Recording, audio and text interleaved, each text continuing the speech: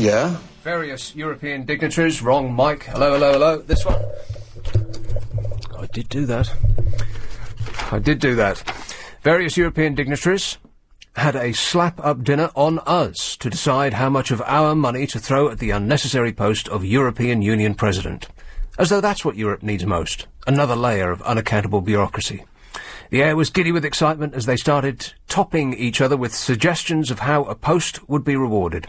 It was an arms race of privilege and benefits. Give him a staff of 16, said one. No, 22, said another, raising the stakes in a game of poker where all the cash on the table is ours. And he should have his own plane, you know, like the American president has, with thick carpets and big, comfy seats, with its own bowling alley. Hell, give it a swimming pool.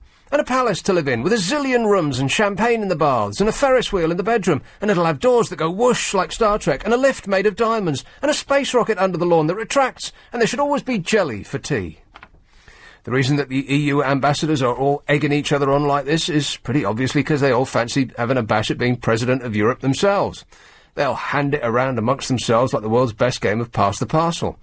They haven't been this excited since they got their first Action Man for Christmas. Imagine, a job that pays a fortune, tax-free, comes with more perks than being the Queen, and doesn't involve any actual work at all. If you can shake hands and smile at the same time, you're in. Which counts Gordon Brown out for a start. They didn't take notes at this meeting, which tells you all you need to know. One diplomat described it as very informal, which is, I believe, code for they were all drunk. What's the President of Europe going to do, by the way? Does anybody have any idea? What's it for?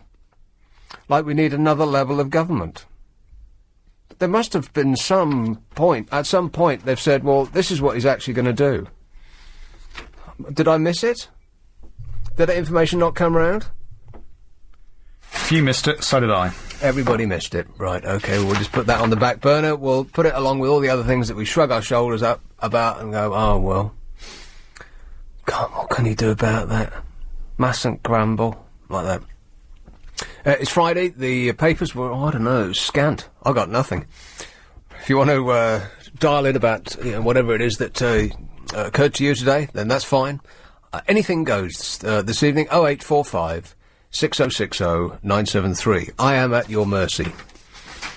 Occasionally, Ali Ross in the Sun is quite the best columnist of the day, and he pretty much, often I'll say something one day, and then almost the very words that I say will be printed in the newspaper under somebody else's column the very next day, and I'm doing it for nothing. They're paying a fortune to recycle my thoughts. Not that I'm suggesting that that's what happened, but, The Sopranos were on Channel 4 last night. It was the last episode of all of the greatest television series ever presented, which on second and third and fourth viewing, you can watch it as many times as you like, it still is fascinating, is there's so much detail and so many layers, and what initially appeared terrifying is, on subsequent viewing, actually laugh-out-loud funny. But it's played so straight, without a hint of humour on the faces of the people that are reading these lines, that you miss it first time round because you're too busy gripping the armrest because you know that someone's about to get whacked.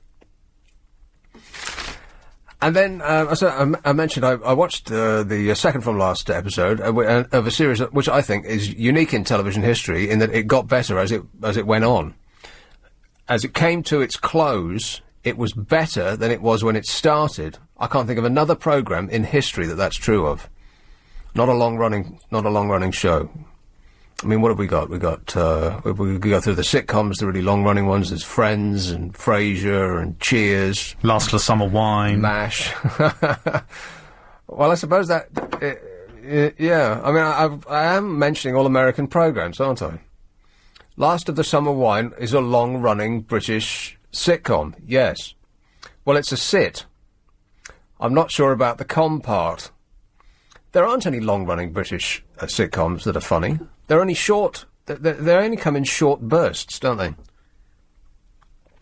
Yes, Nick, you're absolutely right. They only do come in short bursts. Good grief. I'm talking to a wall. I can't think of any. I mean, long-running British sitcoms. Last of the Summer Wine. What else? Only Fools and Horses. Yes. Yeah. I mean, I know the general public does love Only Fools and Horses, but it kind of passed me by a bit. There was that one funny scene where he falls over the bar. Yes. And that's what they play over and over again. Right, yeah, the pratfall. Yeah. Yes. That's slapstick. Getting a pie, that's the equivalent of getting a pie in the face, which will always be funny. Slipping on a banana skin, landing on your bottom. Hilarious. But did that programme get better as it went on? I very much doubt it. I mean, I sort of dropped out relatively early on that. But it didn't get funnier towards the end, did it? Didn't they not win the lottery towards the end? Right, well, see, that's the equivalent of jumping the shark, when Happy Days really lost the back wheel on its wagon. I would imagine that the humour went precipitously down from that moment on. The Sopranos, on the other hand, unique in television history for actually getting better as it went on. Star Trek, all of the various franchises of Star Trek, they didn't get better, did they? This got sillier, with ever more exotic makeup. No. The Sopranos was unique, I think. And this is Ali Ross. He has the TV column in the Sun today. And I was looking at the ABC figures, which is the who sells the most copies of newspapers. We were talking about this yesterday. And the last time they came out, the only newspaper that went up was the Star. Everybody else is on a slow descent downwards. This time, the only newspaper that went up year on year is, I believe, the Sun. Maybe the Observer did as well, but that's only, one issue per week from a very low base. 3 people bought it last year, 4 this year. It's a 33% increase. They did very well. But I think the Sun went up something like 2%, which is, of course, for celebrations all round. It's a kind of almost a statistically insignificant figure, really, 2%. That's, you could bolster those kind of numbers just by giving them away. Anyway, here's Ali Ross in the Sun. There are only 3 real geniuses working in television. 2 of them are probably in America, and I've no idea who the third one might be. But he sure as hell doesn't work for Channel 4. The Ziggy and Chanel network, which since the beginning of the year has served up the following programmes as primetime entertainment. This isn't Channel 5, it's not Sky 1 or Bravo or Dave or any of those. It's Channel 4, public service broadcasting. Alex Zane's Rude Tube. What's that? Awful. Is it? I don't know, I'm just guessing, frankly. Right, okay. How to look good naked. Be fit. What's that about? Celebrity come dine with me. What? Cook yourself thin. And another 47 hours of cookery and 38 more of explaining how to sell, buy or gayify your house. Meanwhile, with 0 fanfare, the final ever episode of The Sopranos, winner of 21 Emmys, concluded at 1:15 this morning in Channel 4's late-night poker action slot. When I saw it in the schedules or schedules, I could never know which it is. What do we say? It's school, so I guess it's schedule. Schedule, all right.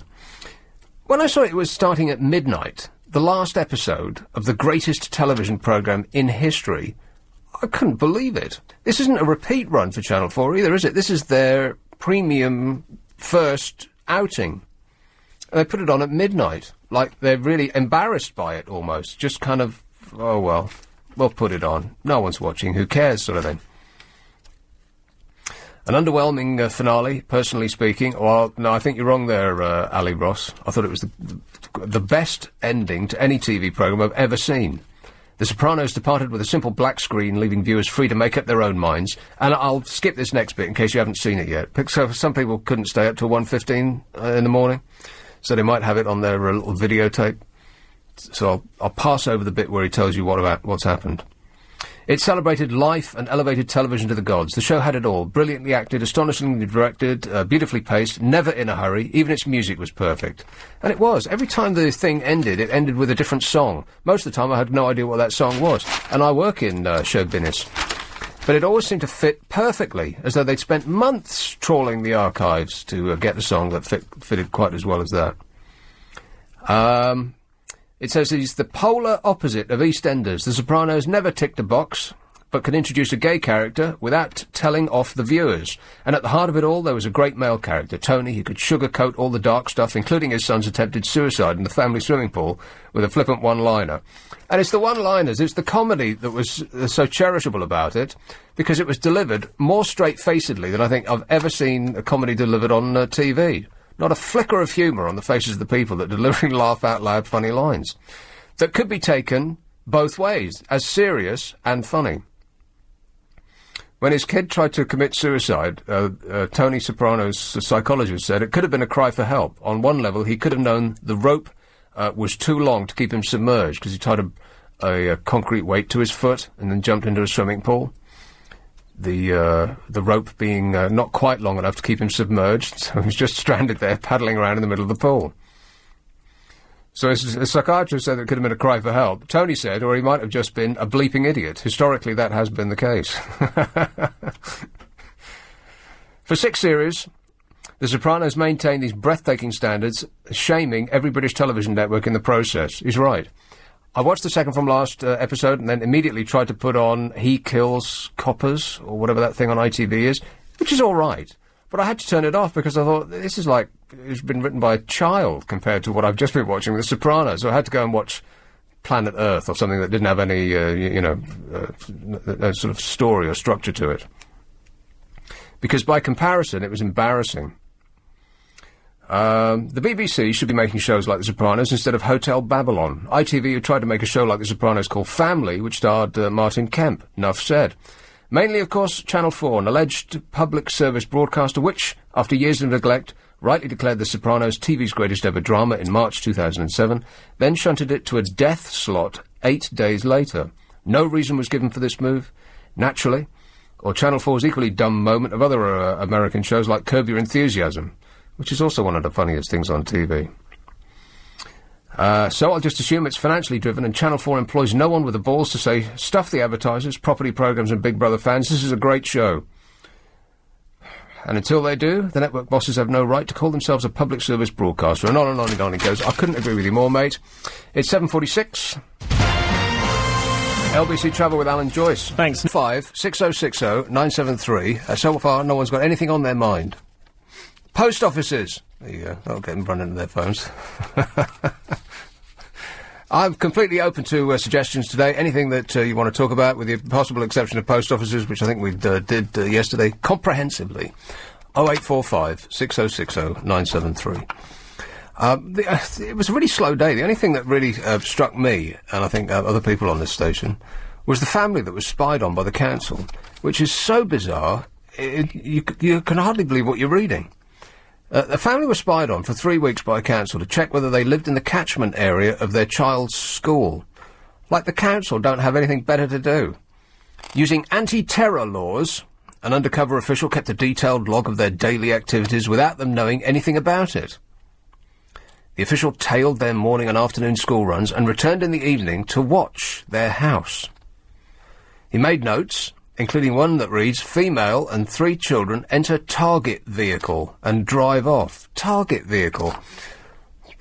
This bloke's watched too much TV. Another states curtains open and all lights on in premises. Very suspicious. Yesterday, the family at the centre of the investigation into their private lives said that they were furious that their local authority had stalked them. This is Poole Borough Council in Dorset, who presumably have cleaned up all the rubbish. They've filled in all the potholes. They've taken care of all the roadworks. They've cleaned the graffiti off everything in their surrounding area. They've fixed the park and done... well, they're just sitting around twiddling their thumbs, really. They acted under the Regulation of Investigatory Powers Act, RIPA, which was introduced by Labour on the grounds of improving national security. Now, this is one of the reasons why you have to think every time a government says, we're going to bring this in because of national security. Because it's one of those things that it's impossible to argue against. It's like saying, we're going to do this to save the children. And that insulates them from criticism. You can't argue against it. You can't say, oh, well, you know, I'd rather not save the children, if that's all right with you. The mother who was watched with her And the reason that you have to draw breath when they say it's going to improve national security, we're doing it to protect you, is that obviously these people aren't to be trusted. I mean, is there another explanation for this? The mother who was watched with her partner and 3 children, aged 3, 6 and 10, said, "I can't bear to think about those people watching my family. It sends a chill down my spine. I'm incensed that legislation to combat terrorism can be turned on a 3-year-old. The surveillance operation began after the couple applied for their youngest child to go to the same school as her sibling, Lilliput First School in Poole. Oh. So they wanted to send their 2 children to the same school. So the full majesty of the law was brought down upon them and their evil plan.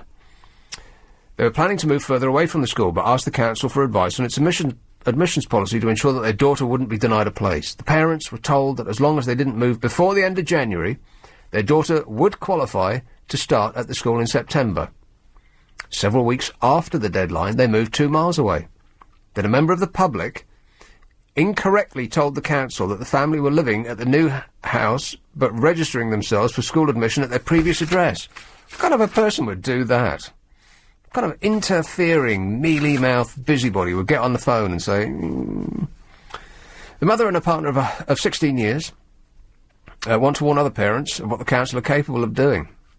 Well, there seems to be no barriers. She said, "We followed the council advice, moved after the date they gave us. They still stalked us." Stalked? I mean, am I the only one who thinks this is a bit bizarre, that a council stalks its citizens? If they're doing it, you'd have to assume it's happening all the time. It can't be the sole instance that this has occurred. We must be being peered at constantly. And if they're sitting outside people's houses and peering in through their windows, well, I mean, you'd have to assume that they're also tapping your phone, checking what you're looking at on the computer, and installing cameras in your toilets. The child has been admitted to the school and is due to start in September. Yesterday, the head of Legal and Democratic Services at the council said, the Regulation of Investigation Powers Act procedures have been used to investigate potentially fraudulent applications for school places. In such circumstances, we have considered it appropriate to treat the matter as a potential criminal matter. They're just trying to get their kid in the same school as her daughter. Struth. Hampstead. Hello, Dan. Hi, Nick. Dan. Yeah, I just wanted to talk about the decision today, the judge's decision against the Ministry of Defence. What's that? What's that? That was that was a decision in the case about the soldier who died in Iraq. Yeah. Which one? I think he died of heat exhaustion. Basically, the Ministry of Defence tried to fight the case for soldiers to be allowed to be protected by human rights. And Des Brown basically brought the case, or, the Ministry of Defence brought the case, and he was sort of head of it. And basically he said that soldiers should be denied the right to be able to use human rights to be protected in Iraq and to have the necessary equipment. Yes, that sounds like the government, yep. Absolutely. And luckily, the Justice in the High Court, I think it was, ruled against the Ministry of Defence and said no, they should be, of course, allowed to have use human rights. And I just want to say, this is just the most disgusting thing I've ever heard, but typical of the government. This Labour government is full of the most heartless, arrogant, ruthless people. I just think these people, these soldiers are fighting. They're on the line. They're fighting a war where they shouldn't even be fighting. And Des Brown has got the nerve to come out and insult the families, insult them and say no, they shouldn't be allowed to use human rights. Yet the guy who murdered Stephen Lawrence, stabbed him through the heart, he's allowed to use his human rights. I discard a story about soldiers dying and the government trying to either cover it up or excuse themselves for failings that have caused the death on a daily basis, because I hang them, I cut them all out. There's one every day. And if I don't deal with something within about a week, I just throw it away, because it's, you can't drag old news around with you all the time. And it's not a subject that I want to bring up because there's no happy ending to it.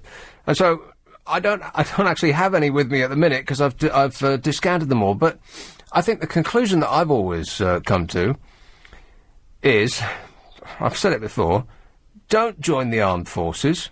They don't care about you. Absolutely. Go and join a supermarket instead. They won't care about you either. But at least you won't get your legs blown off at work. Absolutely, and it's the same. I'm actually a police officer as well, and it's the same. The government, it's the same with nurses, it's the same with doctors. These people, you know, who do vital jobs, the government just does not care.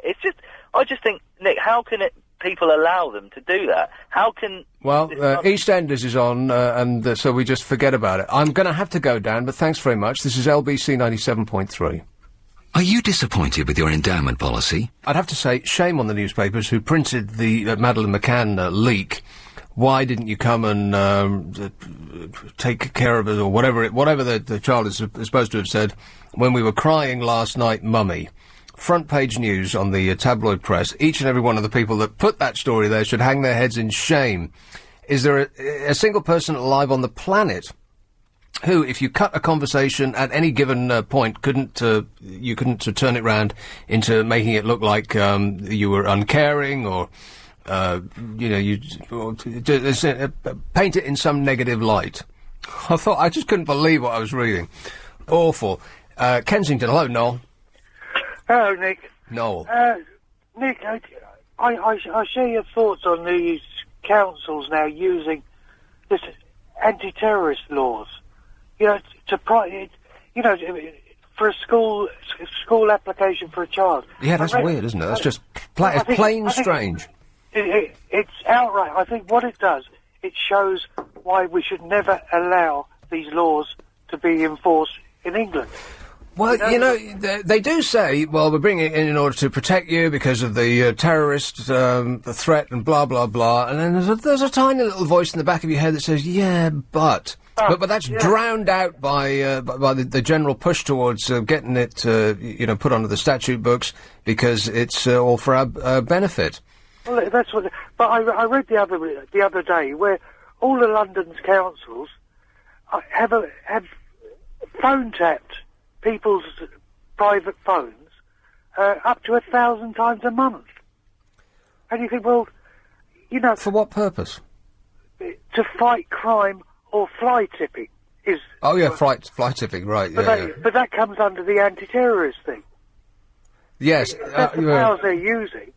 I'll never forget. I mean, about 15 years ago, Nick, we were at the airport. I mean, cab driver, and we had a dispute with British Airports Authority over charges. And we said, well, if you don't settle it, we're all going to leave our cabs in the car park and we're going to walk through the tunnel. Oh, yeah. So about 300 of them all gathered up and started to walk down. The police shot out of Heathrow Airport police station and said, 1 foot further and we'll start arresting you under the anti-terrorist laws. Right. I thought, well, this is where it all... if you start misusing these laws... Yeah.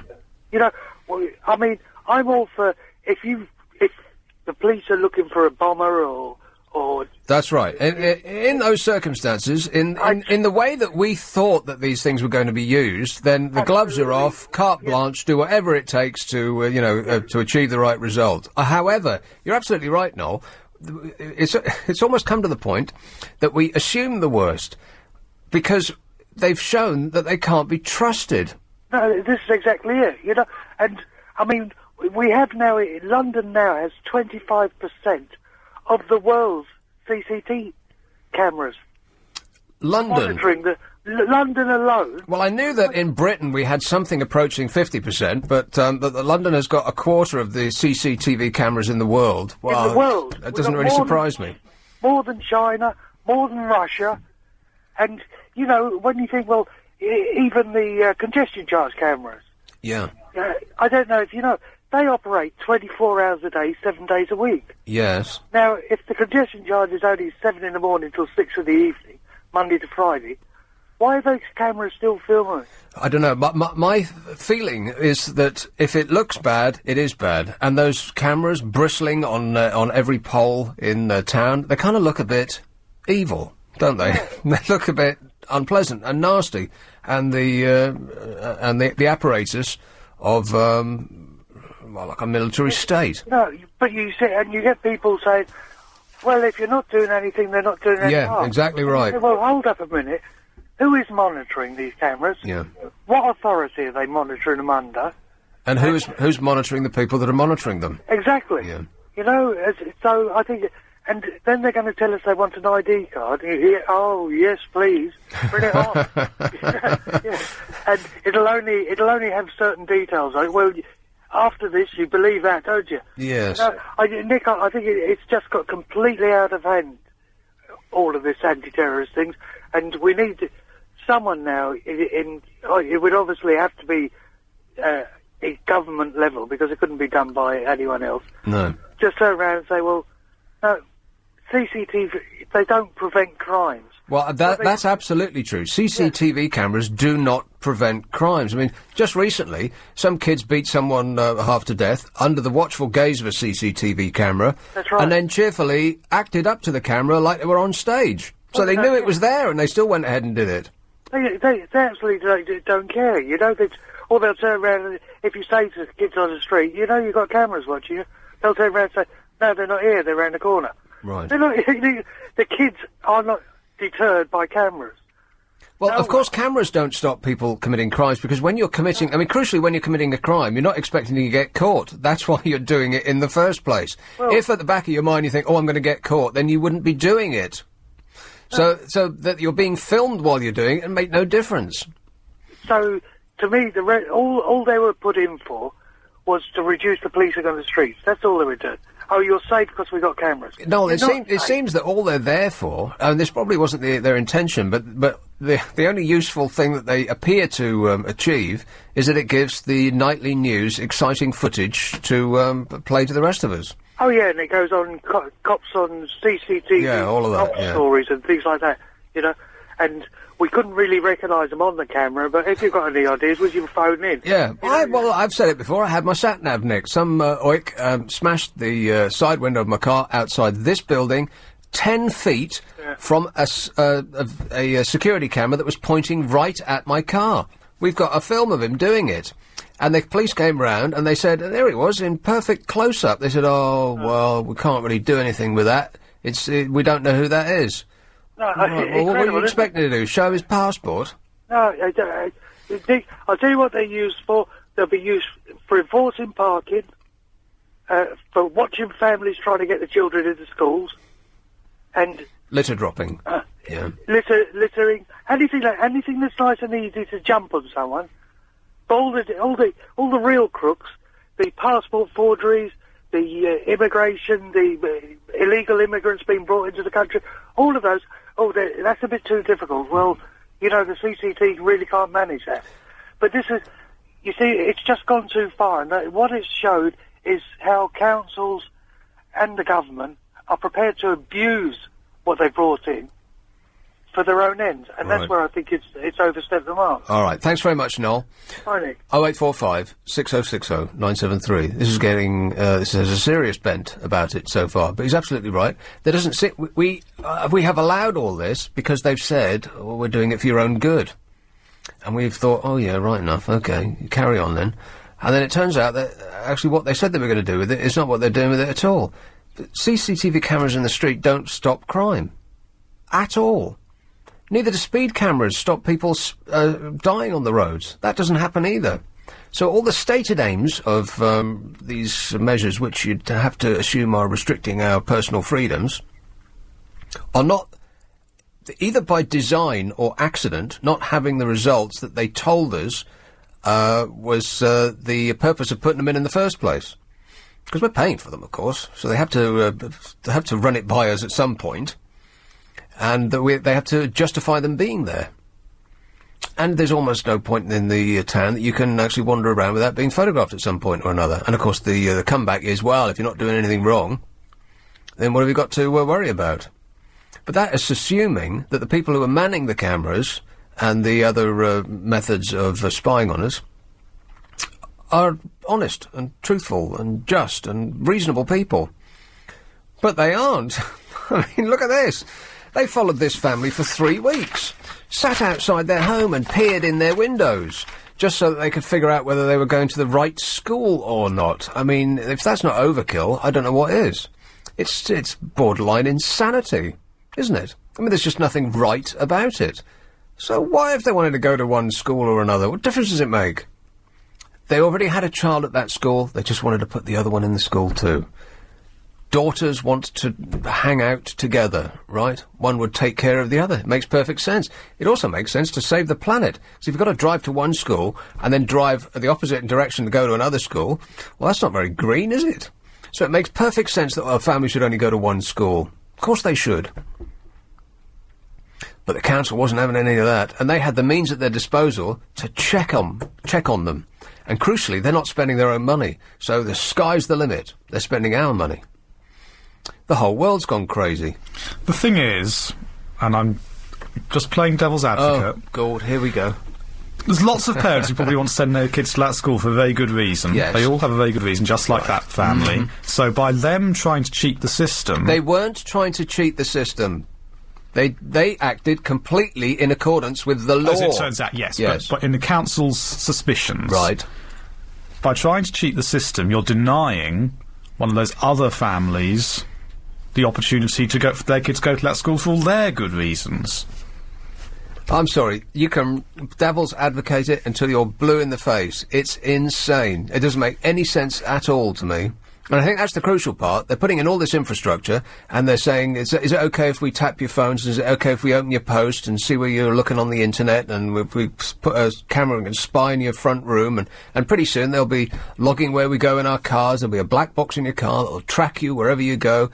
And, it will actually never end. There'll be no end to it. And it will always be for the same reason, always, because we're protecting you, because we're looking after your best interests. And we'll go, oh yeah, all right then. People in France will be pulling up paving stones and throwing them at government buildings. People in America won't have it because it would be against the Constitution. Just here. Isn't that weird? That this country, which you don't think of as being particularly spied upon, like, we've got like East Germany. There'll be towers in the street with gunners and searchlights before long. But that's not what you think of Britain. And I think that they've done it here because we're kind of pliant. And we don't really mind, and we're not that bothered, and... Well, oh well, it's kind of like that. We've slept-walked into it. Sleepwalked. Sleepwalk, sleptwalk. I'll say sleepwalk, you say sleptwalk. Let's call the whole thing off. 8:15. LBC Travel with Will Gowing. Thanks very much, Nick. To the west of town. Hello, John. Hello, Nick. John. I've already touched on the cost of that surveillance thing, because that was the thing I'm ringing in about. Oh, yeah. They asked about point blank, what did it cost? Yeah. And he says, oh, it's totally insignificant, it's a minute part of this budget, blah, blah, blah. Well, it's insignificant to him. Exactly. He's not paying for it. Yeah, so can you imagine if you went along to the council and said, well, there's this wall that every time it's painted out, kids re-graffiti it, why didn't you stake it out with a van? Yeah. They say, oh, no, it costs £150 an hour, it's just not cost-effective, blah, blah, blah. That's right. But they can spend it like, water. Exactly, yes. Like tap water. Not that bottled variety, mind.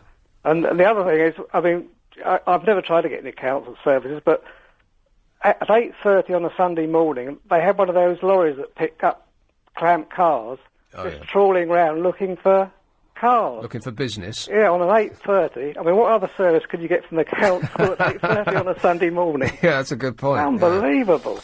Well, no, John, it isn't. It's believable. It is. Anyway, can I nick back to the post offices? Oh, yeah, go on then. Well, the one, do you remember that bloke who kept saying, Strand on the Green post office, who his mother ran? I think he was winding me up, but go on. Yeah, no, that's the one I use. Is it? Yeah, and if there are 6 people in a queue, the seventh person has to stand outside. It's so small. Right. And he said it was the social centre. The centre of the community, yeah. But the thing that amused me was the other bloke who justified it, because I've just done the same thing. He says, I renewed my community pass there.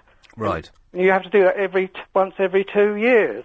This is for free buses, right? Yeah. Yeah. So he wants it there for once every 2 years when he needs to renew his freedom pass.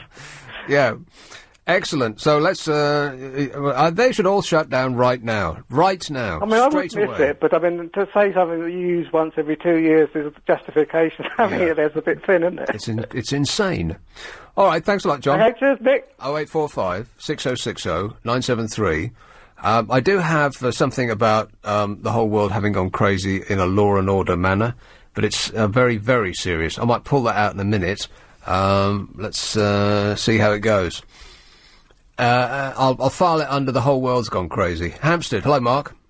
Yeah, hi, Nick. Good evening. Good evening. Nick, I wanted to come in on the back of Noel's call, and to be honest with you, I didn't hear the beginning of your programme. I was tied up with something, but I did hear Noel's, and therefore your topic of this CCTV in public places. Yeah. And every time I hear this, and every time you or any of the other presenters talk about this, I just get completely and utterly tied up in knots, and it's kind of ruled with anger. I'm an ex-police officer, and I was involved in specialist operations, which meant directly or indirectly surveillance.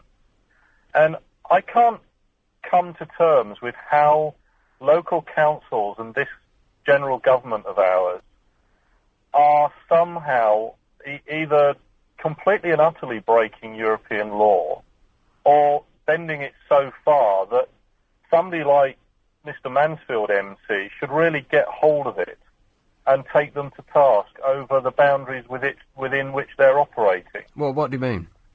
Well, if I give you an example, that if a police officer wants to film covertly or not covertly in a public place, the levels of authority to do that are extreme, and the paperwork amounts to about half an inch thick, because you're talking about European Courts of Human Rights legislation, right? Not necessarily just our own local and government legislation. Yeah. And so this is if you want to go out and with a camera and photograph people like football crowds and stuff like that, right? Yes, or if you are Johnny Suspect and I want to video your house from 100 yards across the street. Yeah. If your name is actually Johnny Suspect, then that's a sign, isn't it? Go on. Yes.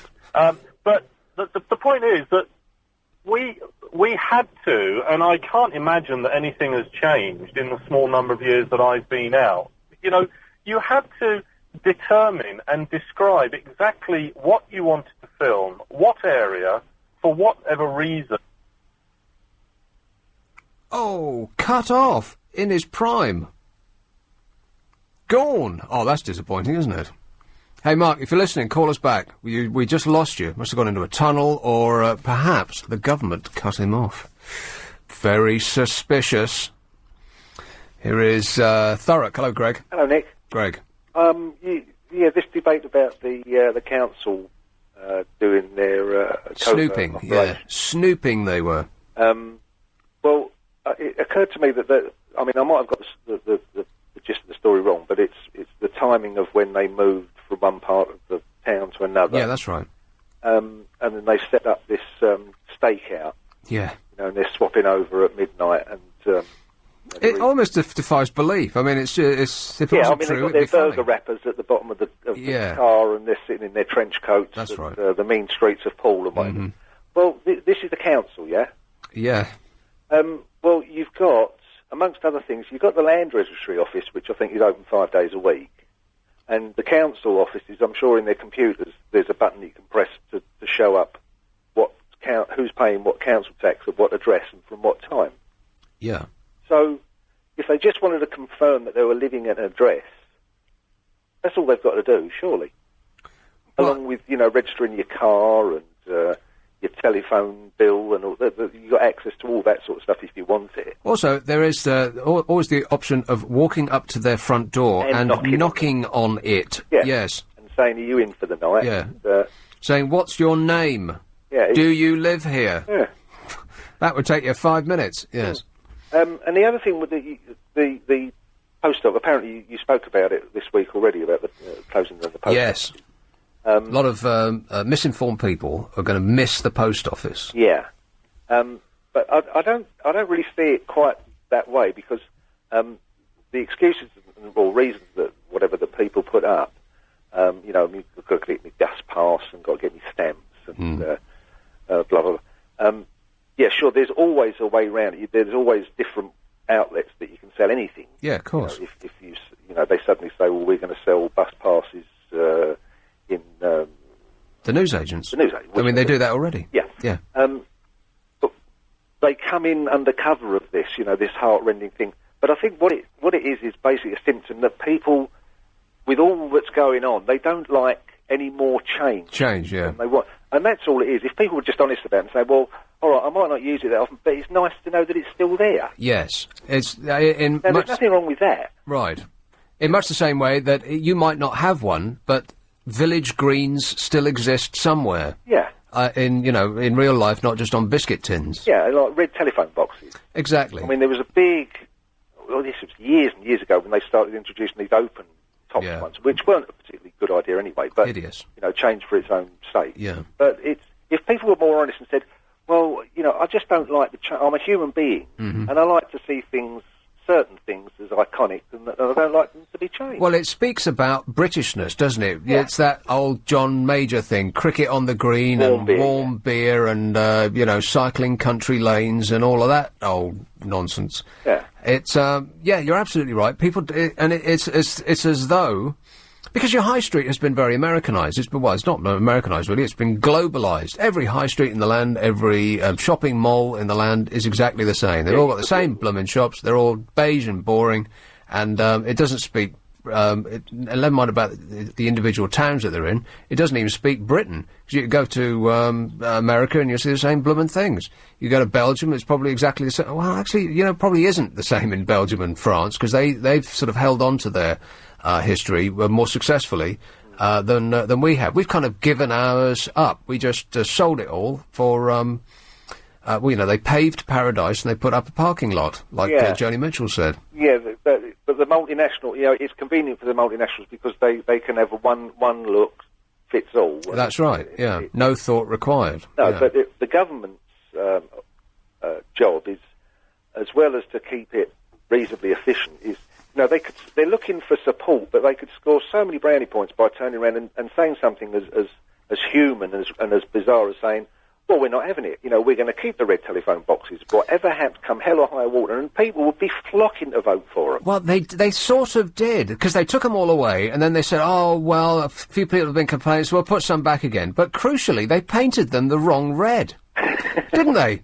That's not the right red. It's got too much... it hasn't got enough black in it. I'm no colourist. I don't really know exactly what they've done, but it's too bright. It's too cheap looking. Yeah, that's not proper red that they painted those telephone boxes. And I wish to register a complaint. Yeah, just whinging for the sake of it. They're not the right red. It's true. I mean, you're... All right, cheers, mate. If you're talking about, tradition, let's get it right. You're going to put the telephone boxes back, and we might as well paint them green as the wrong red. Am I right? Yes, Nick. Absolutely. As always. Stop saying that. Yes, it's a bloomin' disgrace. It's actually 8:30, and this is LBC. London's biggest conversation. News right there. Soldiers that have gone into battle with defective kits, you know the sort of thing. Boots that melt in the heat, radios that don't work, rifles that get jammed in the sand, lack of body armour, cars that have got all the armour of tin foil. You know, the full... We read about it on a daily basis. And kids are getting, because that's essentially what they are. They're teenagers. They're getting killed on a daily basis. And the Ministry of Defence is saying, oh, no, nothing to do with us. You try and claim compensation from us, and we will fight tooth and nail. And for one of the few examples of a good way to use the Human Rights Act was that if you get sent into a battle with defective or insufficient kit, then you should, and you get killed in the process, then your family, or if you get your leg blown off, then you yourself should be able to claim something for that. Quite right, too. But it's blooming outrageous. It's kind of nationally shameful that we're fighting against giving people what they deserve. I mean, I can't believe... I don't recognise that as Great Britain, do you? It's kind of shocking. And, of course, when such a thing was suggested, the first thing that the Ministry of Defence has said was, we will fight that. We will appeal that judgment that you will be able to take us to a court on the basis of your human rights have been abused. Of course they will. They will fight like a cornered dog. They'll do anything they can in order to not give you essentially what you deserve. What every right-thinking person in this country, if given the choice, would say that they do deserve. Can't argue with that. If, on the other hand, you are a member of the Ministry of Defence's staff, and you hurt your wit or hand on your typewriter because you're banging away, for 7 hours a day. Oh, boo-hoo. Then they'll roll over like a dog ready to be tickled and give you anything you want. There's nothing funny about it, really, is there? I mean, what can you say? What can you say? When you're dealing with people like that, I'm just stunned. And the only thing that just keeps coming back to me and back to me, and they seem to be on a bit of a push at the moment. They've got a bit of a promotional campaign going, the armed services, they do. What with Will's earning his wings and Harry going over there for a brief 5 minutes in order to get his photograph taken, yomping around. That's all very good publicity, and they're going into schools to tell kids how great and exciting and thrilling and just like a video game it is. And they've got TV ads running that all look like it's, thrilling, and it's like the movies. Don't join the armed forces. They don't care about you.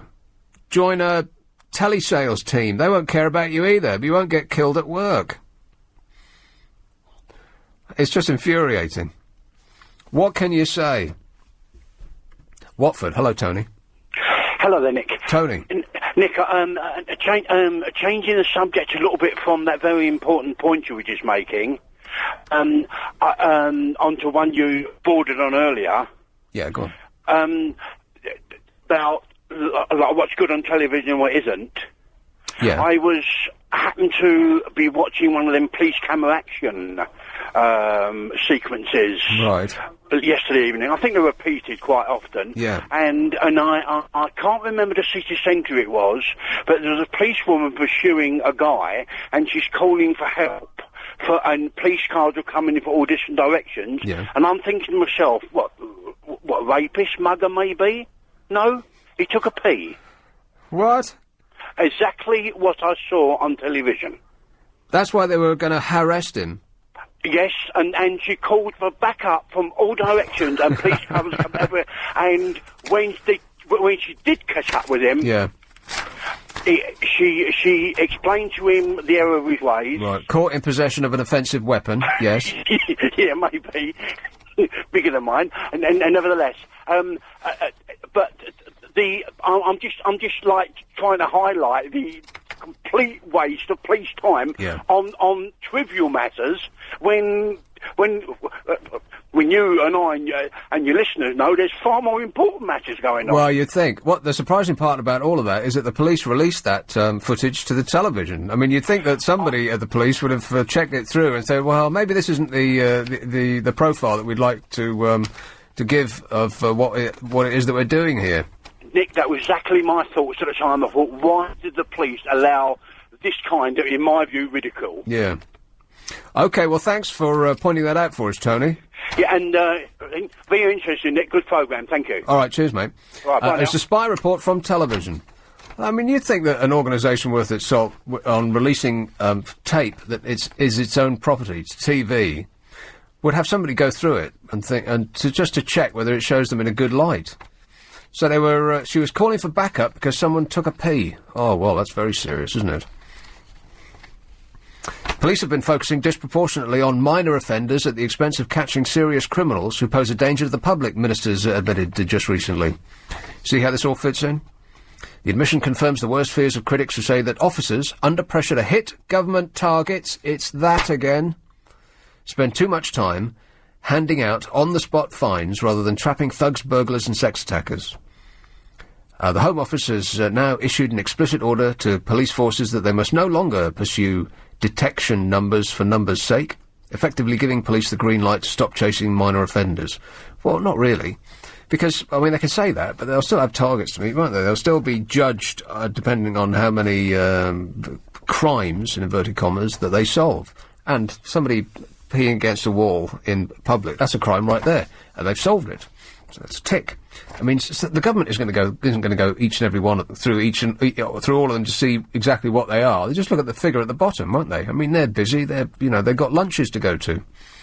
So they just see how many it is, and if one force has got 500 and the other force has got 30, but the 500 are all littering offences and the 30 are all murders, well, they're not going to check what they are. They say, 500, gosh, that's a big number. We'll give you a bit of a rise and bump you up a little bit in the, the league of whatever it is that they're running there. So they can say they're gonna, but they won't. An overall target for solving all types of crime has been dumped, they say. It came after one chief constable... This is great. This is the chief constable of Sussex. He's a refusenik. He refused to set a target for solving tick-box low-level crimes. Martin Richards of Sussex Police is instead instructing his officers to concentrate on drugs and violent crime. Drugs... What's the point? I read today that there's a book just recently written called Muck Mafia. It's about basically the organised crime and how it's taken over the world. And it's something like £300 billion business a year. I mean, it's just staggering. 70% of it is the trade in drugs. By correlation, if the world, because you'd all have to get together and do it as one, if they legalised drugs, you would remove 70% of the money-making ability of organised crime. 70%! That's staggering! But, oh, no, we wouldn't want to do that. Let's continue doing the same thing that hasn't worked for the last 60 years. Mr Richards, this guy in Sussex Police, said that officers obsessed with hitting targets could sometimes be guilty of not providing the best service to the public. Chasing someone down the street and asking for backup who's just had a pee. He said, in pursuit of quantity, unfortunately quality sometimes suffers. He excluded the force's overall detection rate from this year's set of performance targets altogether. He just took his force out. Isn't that incredible? I mean, you'd think that would be career suicide, but he just went ahead and did it anyway because it was the right thing to do. In fact, this guy should be Mayor of London. I'm going to put him on the ballot. He excluded the force's... wait a minute, I read that. In a message sent to his officers, he said, force performance is about developing and improving our service and not chasing numbers for numbers' sake. Well, I think crucially it's not chasing numbers for numbers' sake, it's chasing numbers for the... to improve the profile of the government, so that they can say, look, under our leadership... Because that's what this is all about. All government targets are about that. It's so they can say, under our leadership, of course, detection rates are up, crime is down, blah, blah, blah. And that's what this is all about.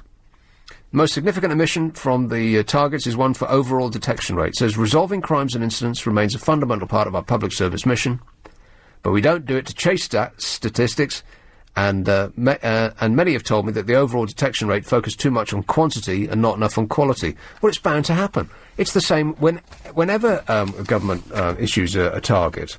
Because with the people that are trying to meet those targets, they're just people like you and me.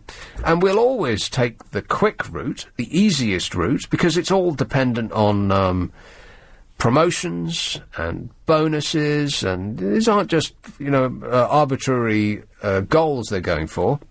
Financial rewards are at the end of this rainbow, and so they'll just do anything they can to get their hands on it. Obviously, so would we. I mean, you're going to make it as hard for yourself as possible to get yourself a little bonus, or are you going to make it as easy as possible? I mean, what would you do? I'd go with option 2. Right. It's me too. Confronted with Mr. Richard's stand, the Home Office agreed some forces were spending too much time on low-level offences. Handing out tens of thousands of on-the-spot fines and warnings for cannabis has helped increase the total number of crimes detected, but around 3 out of 4 remain unsolved. So it looks as though they're doing better, but by concentrating on all this nonsense, it's actually getting worse. 3/4 of crimes are unsolved. I mean, that's just... When I had my sat-nav nicked, of course, I mean, if you get that done, if you get your car broken into or driven away or some burglar comes, it's got to the point that these days you just don't expect them, you almost don't expect them to show up. I mean, they didn't. I just had a chat with them on the phone. In fact, I didn't have a chat with the police on the phone. I had a chat with a member of the public who works at the police station, whatever they're called. It's like a phone operator. And she just gave me a number, and that was it. The overall detection rules, which rank solving a murder in the same way as finding a litter bug, have been blamed for police targeting normally law-abiding citizens. Ridiculous examples include the case of a man who was cautioned for being found in possession being found in possession of an egg with intent to throw. He hadn't thrown it, but it looked like he might. A child was arrested for throwing a slice of cucumber from a tuna sandwich at another youngster. Arrested. Meanwhile, murders are happening behind the policemen that are fining children for throwing bits of cucumber. The whole world's gone crazy. It's 8:44. LBC Travel with Will Gowing. Thanks a lot, Nick. Still problems in Richmond tonight. Paradise Road. Dear, you can talk to me. I'm listening, Tony. You can talk to me. Hello, Nick. Tony. Hi. How you doing? All right. All right. I was a little bit upset about the guy you had on just now about the post office. Post offices? Yeah. Yeah. I mean, the post office set up an account where you go in there and you put your card in their machine. You can only do this inside the post office. People like me, we're disabled and that, we get our money from like the DWP and that, and they only pay into the post office. Well, they could change that, couldn't they? They could pay into any old bank account. Well, apparently they don't. They just do it in the post office, right? I find that hard to believe. What, they're sending you money, not by a cheque, but by paying it into an account? Yeah. And they refuse... You go in there... They refuse to put it in anything other than the post office? It's in the post office, yeah. Well, that could be changed overnight. And the other thing is that this chap was on about shutting down his other post offices. Yeah. Where do you get other than the post office, where do you get your car tax from and your passports and all stuff like that? By post. You don't have to go into the post office, you stick them in the post. Not everybody is computer illiterate. Not everybody has a computer. Not everybody can afford them. Right. A lot of people do. I would say 90% of the country does. But there are people out there that don't. And they rely on these little post offices. I think that people are getting mixed up with closing down post offices that are costing a fortune and removing all services that the post offices provide. Well, the thing is, these post offices, these little sub-post offices, are normally inside shops. That's right.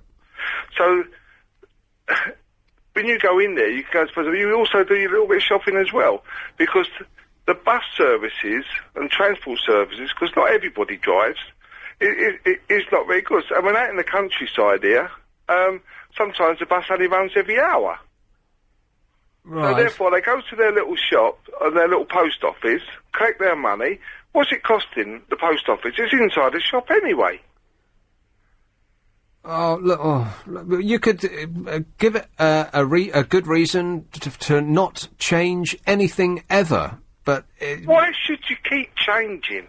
Well, because they're not making any money, Tony, and they're costing the rest of us a fortune. Well, it doesn't work, that's the point. Yeah, we had this a little while back, wasn't it? No, teachers weren't allowed to discipline kids in schools. What's that and got now to do they're with... going back to it. No, well, hardly. They're now talking about going back to disciplining kids in schools. That's not true. Yes, David Cameron... Hang on a minute. David Cameron said, in opposition... safe in the knowledge that where you can say anything he likes and he won't get caught up on it because it's not going to become law. He said that they should be able to grab a child in class. Well, of course that's not going to happen. Lawyers are rubbing their hands together just at the very thought of it. Never happen. Once once the horse is bolted, well, that's that then, isn't it? But I really don't want to go on about post offices. Everything the post office provides could be provided at your local supermarket. I mean, presumably, you don't buy your food at the shop that the post office is in. You go to Tesco's and Sainsbury's and Waitrose like everybody else. So they'll just provide it there. But clinging desperately onto ye olde England, just because that's the way it's always been, well, it's just daft, isn't it? But thanks anyway, Tony, all right. You know, you're wrong what you're saying. Well, I'll just remain wrong then. Bishop Stortford. Hello, Sean.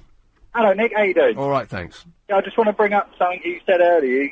I've heard you mention it a few times. You said about people that join the army don't join the army because you're the people that are in charge don't care about you. Yes. You name me any company in England that employs anybody that cares about their employee. You didn't hear the second part of what I said. I said, do anything else. Those your employers won't care about you either, but you won't get your leg blown off at work.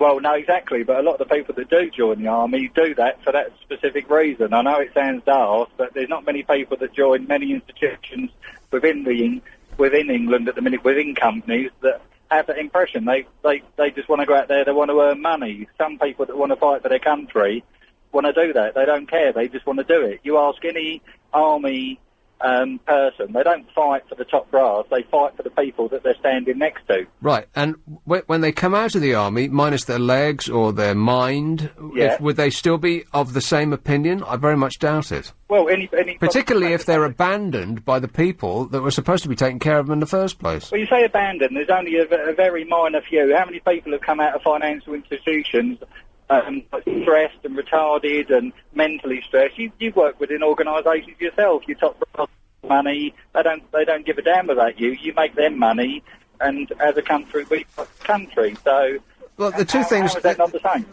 It's not the same at all. It's ridiculous to say it's the same. I mean, if you gradually lose your mind working in this business, for instance, it's not. I didn't lose my mind because I saw my mate's head get blown off. I lost my mind because I can't stand working in show business. But that's not the radio station's fault. Did you go into that? What did you go into that business for? You went into that business to make money, move ahead, and just progress to how you ever wanted to. Other people just go into a job to do a job, and that is it. Right. I can only assume that people go into the army because it's like a boys' own thing, and they think it'll be exciting. Hardly. I mean, and you get to shoot people. Most of my friends that have come out of the army are very successful businessmen now. Okay, and they're very intelligent, well-educated people. And some people have come out and obviously experienced horrible events. However, a lot of people in financial institutions. How many people are signed off from work at stress at the minute because they can't handle their work, they can't handle the phone ringing, and yet somebody else has got a bullet whizzing over their head?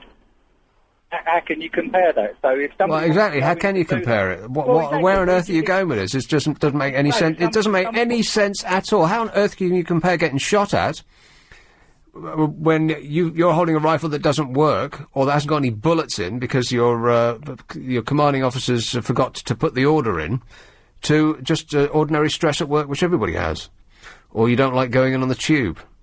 I'm not going to even pursue that because it just seems is that unreasonable of me? It doesn't even make any sense.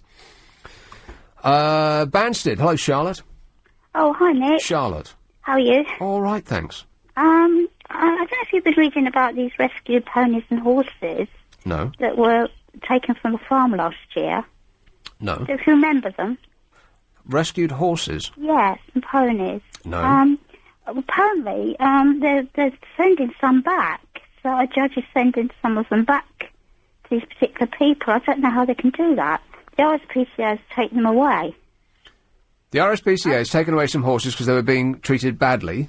Very badly. Right. Very, very badly. And a judge has turned around and said they must go back. Some are just sort of lying, they were dead.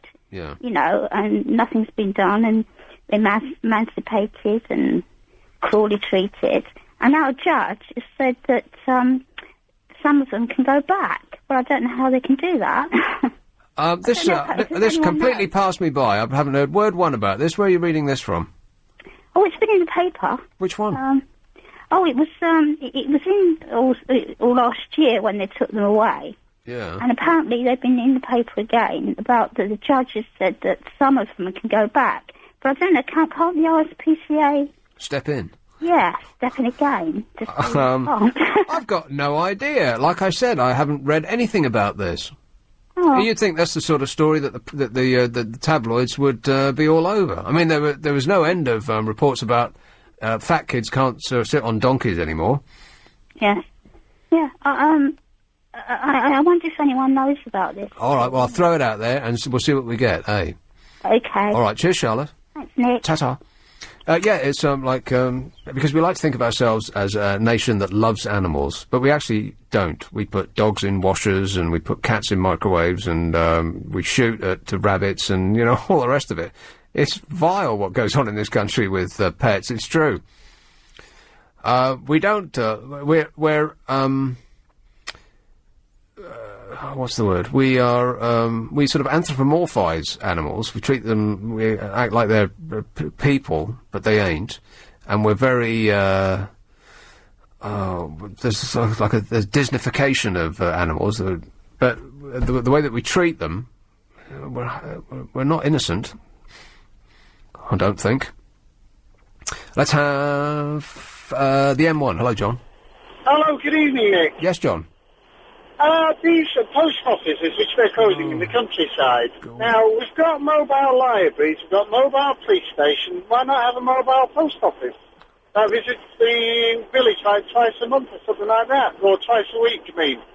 Well, that sounds like a brilliant idea. Do they still have mobile libraries? Sorry? Mobile libraries, do they still exist? Yes, they do. Huh.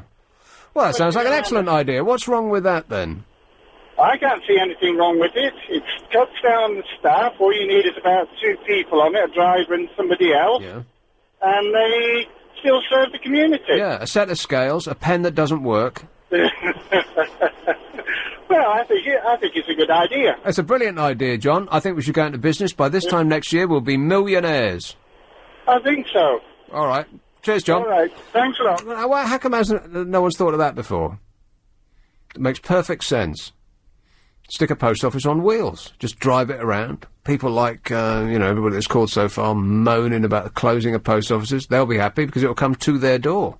Probably be more convenient. I mean, you don't send that many letters these days, do you? Nobody sends letters anymore. At all. When was the last time you sent a letter?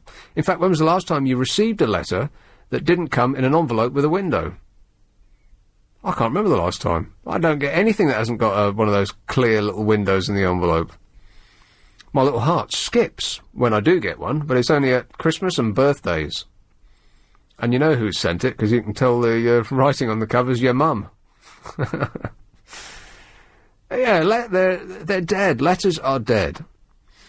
And fairly shortly, they'll stop sending bills out too, because everyone will have a computer. Because a computer won't be a computer anymore, it'll just be a telly. And it'll all come, it'll be nailed inside your television, so people won't be sitting clacking away on a keyboard in their study or a bedroom or in the hall, wherever it is. It'll just be part of your televisual experience. Won't that be exciting? No. No. It's 97.3 LBC. 45 6060 973. There was I'll take this call first and then I'll go into something else. Hello, Blake. Yes. Yes, Hi, Blake. Nick, how you doing? I'm good, thanks. Good. Just phoned to tell you about this farmer and the horses. Oh, yeah. He was a farmer called Jamie Gray, who's based in Amersham, I think. There was a case last year where his farm got raided. He had 111 horses, and lots of them were just found kind of emaciated, lying on the floor, dead, basically. I think there was a case whereby he was charged with some kind of neglect to animals. And I think the horses were taken away, and this week, or last week, 29, it was decided that 29 would be returned to him. And to answer the lady from before, I think the RSPCA are actually trying to appeal the decision, so right. Hopefully they'll get somewhere with that. But it was in all the national papers, it was in the Mail this week as well. This week? Huh. Yeah. Must have missed it. On Tuesday it was in there. So, okay. Yes, I thought I'd let you know. All right, thanks very much, Blake. No problem. Cheers, mate. Ta-ra. It's, excuse me, 0845 6060 973. Now, there was a story about the beauty queen versus the yob. Did you see that one? I quite like that one. There's also the story of the Liverpool soccer star who's insulted Liverpool, which is not the best way to ensure a happy life in Liverpool. They being notoriously touchy and unforgiving. It's a guy I've never heard of, called Andrei Voronin.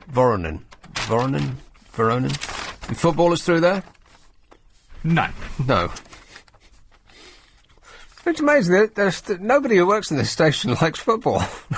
Even the sports presenters don't. Yeah, I mean, every time I look up, it's always somebody new.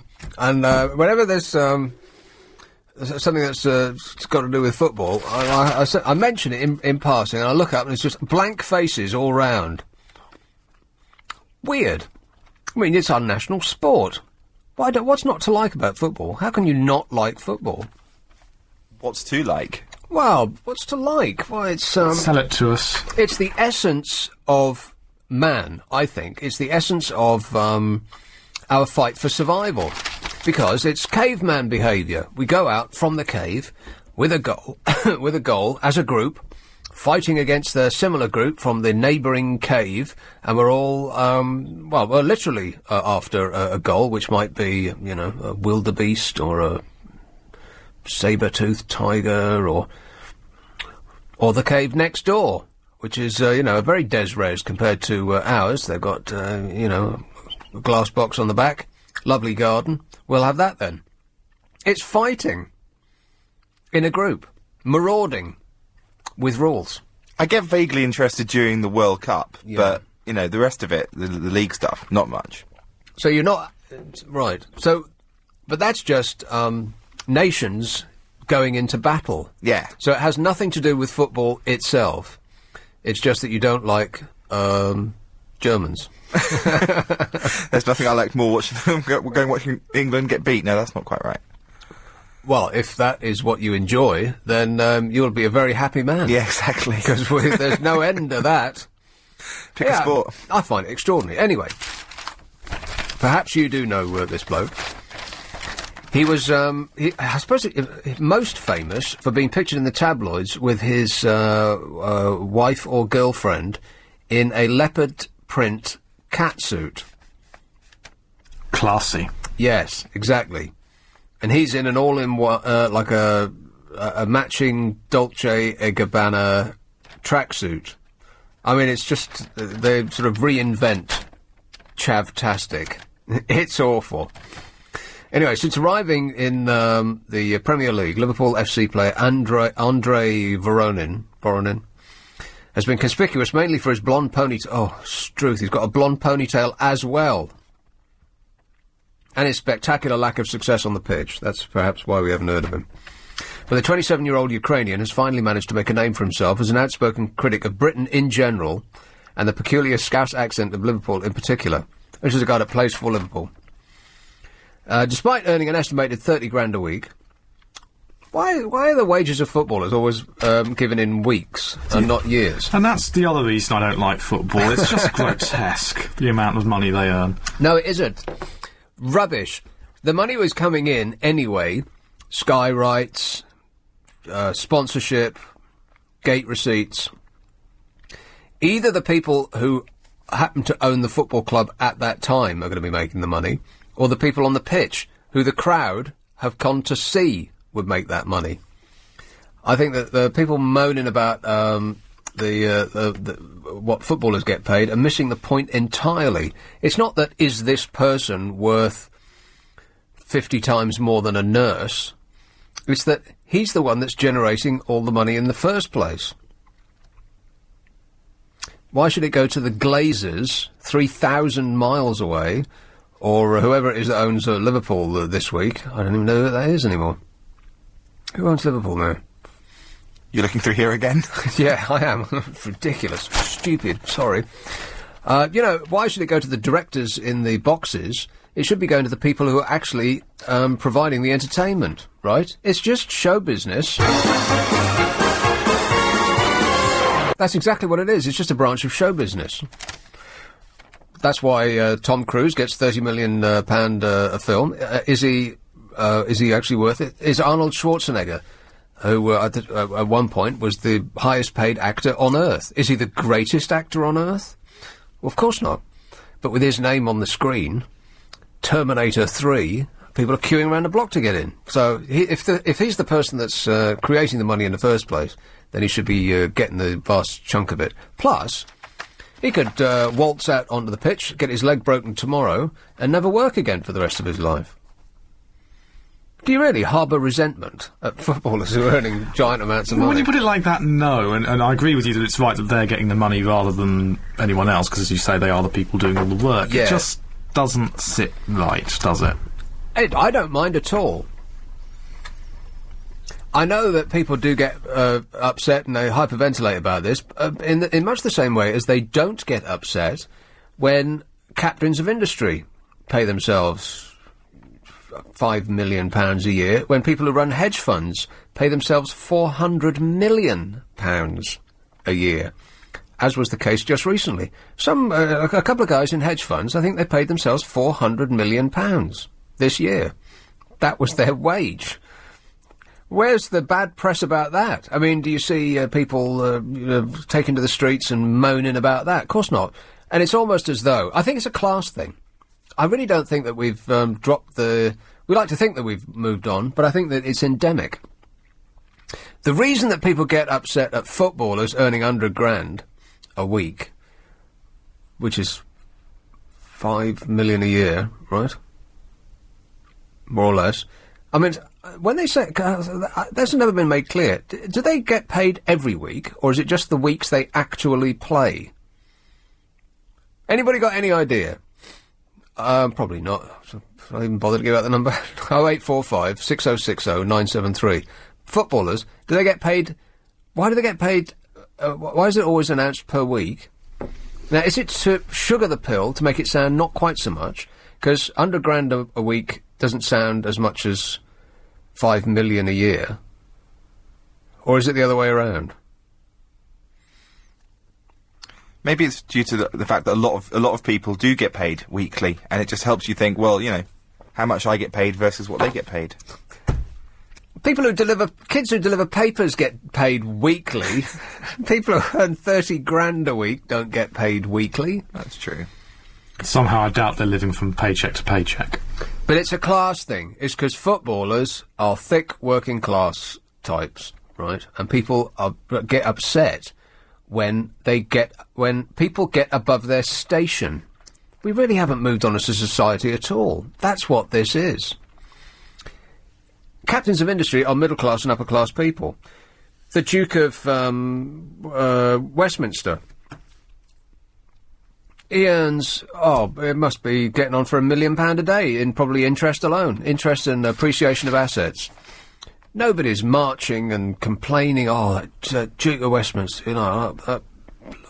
bleeping this, that and the other. No. Because he was born with it. But if you weren't born with it and you make something of yourself, it really gets people's goat up in this country.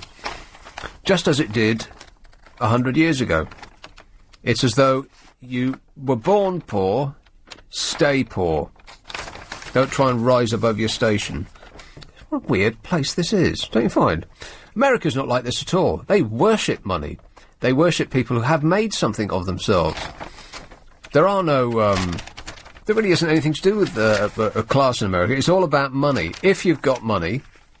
You're one of those moneyed people. In this country, if you've got money and it's like nouveau money, if you actually had to do something to get it, then you're looked down upon.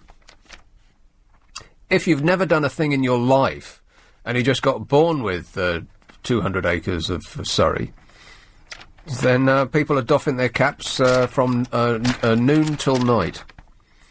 Anyway, since arriving at the Premier League club Liverpool, he's made almost no waves at all, until now. Despite earning an estimated $30,000 a week, he says that he was forced to take his young son back to Odessa in the Ukraine for treatment for a skin allergy because the NHS was not up to the job. He had to go back to the Ukraine. not world famous for its... medical excellence. I'm hard up against the travel news. I'll go to that and then I'll come back. It's 9:15. LBC Travel with Will Gowing. Thanks a lot, Nick. Still problems on the train. 60-973. So there's this guy in Liverpool. Maybe he doesn't know anything about Liverpool and the Liverpudlians' recent history. He shouldn't have... and I haven't... Since I read this, I haven't read any comeback. There hasn't been any reaction that I've read about. Perhaps you know otherwise. The first part is about his travails with the NHS. He condemns the UK as a culture... This guy comes from the Ukraine. What do we know about the Ukraine? Can you put up the CIA facts about the Ukraine and we'll just have a little look? 'Cause I don't know about you, I've got no clue. I wouldn't even be able to point to it on a map. What do they do? What's their... how many people live there? What's the average earnings? You know, what's life like in the Ukraine? Because you think it'd be kind of like the first part of the Borat movie. Maybe not. The Ukraine. This is not the CIA site. This is Wikipedia. I can't believe a word that's on there. Come off it. Although his 24-year-old wife was recently named the worst-dressed soccer wag after wearing a leopard print velour tracksuit, which is as bad as it sounds, he says Britain is far less sophisticated than Germany, where he'd recently been playing. In a rant which will do nothing to increase his popularity among Liverpool fans, he ridicules the Scouse way of talking. He says foreigners struggle to understand homegrown teammates, such as Captain Stephen Gerrard and Jamie Carragher, because they speak with some peculiar local accent, he said. He moved to Liverpool from Bayer Leverkusen in Germany at the beginning of the season, makes his indiscreet remarks in an interview with a Russian newspaper. He said, compared with Germany, England is far behind in terms of comfort and culture. He says 5 of the 7 houses near us are occupied by footballers. Steve Gerrard was burgled recently, so a police patrol car comes into our compound fairly often. We hear police sirens all the time. Leverkusen, by contrast, was so much quieter. He says the medical services here are poor. When I was in Germany, there were lots of good clinics and doctors. It's nothing like that here. When our child had a skin allergy, we waited hours for the doctor to see him. We finally got to see a doctor. He said he didn't know how to treat children and to try rubbing in an ointment. He said that was it. I was stunned.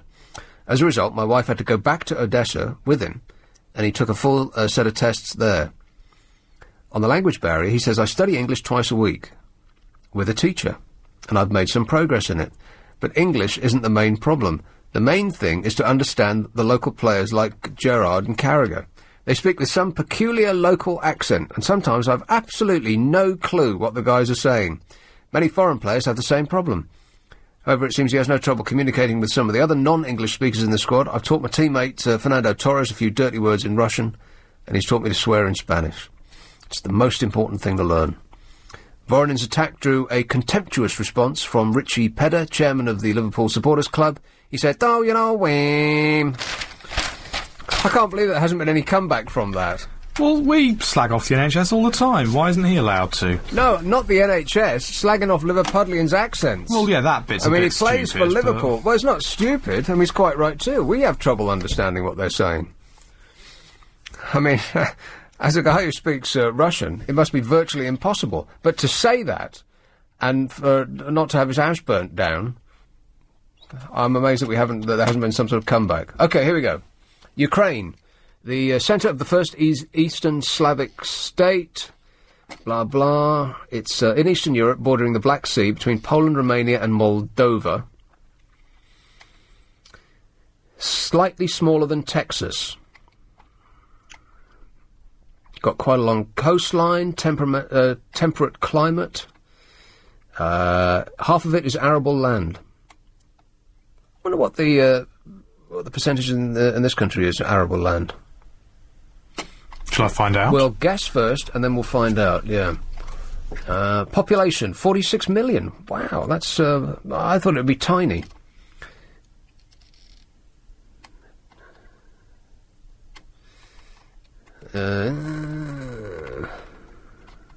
So much information here, I could spend all night. Economic overview. Far and away the most important economic component of the former Soviet Union. They must really miss it. What do? Oil, natural gas. They've got 524 radio stations. Hey! Here is Atlanta. Hello, Steve. Hello, Nick. Steve. Just wanted to talk to you about the pricing of football players. They make, say, $30,000 a week. Was that what they said this guy makes? Yes, which is, if he gets paid, say, 50 weeks a year, that's about $1.5 million a year. $1.5 million, yeah. So they don't actually get paid by the week. But the reason why the newspapers do that is because, like, the average reader of the newspaper has a salary of $30,000 a year. Yes. So they understand what 30,000 is. Right. But 1.5 million, for a football player, it doesn't even seem that much. Well, not in America, where people are earning hundreds of millions, right? Yeah, but don't like the big name players all earn close to 10 million? No, I think 100,000 a week is towards the edge of what you could expect. I mean, some are earning a little bit more, but that's about the upper limit, 100,000, something like that, and that's 5 million. Yeah. So no one in Beckham's making all that money. Well, yeah, but he's not making money for playing football. He's making money because he's a pretty boy. Because he made a name for himself wearing clothes and earrings and getting tattoos, and he's not really a footballer anymore. He's like Coca-Cola. He's a brand. Yeah. But I don't think the deposit actually goes into their bank account every week. Well, no, you wouldn't think so. They probably negotiate, quarterly payments or something like that. Well, I would say monthly, because if it comes in only every 3 months, you'd miss out quite a lot on interest payments. Plus, they wouldn't actually get that amount. It would go to their agents, you'd assume, who would take off, whatever it is, 20%. 15%, yeah.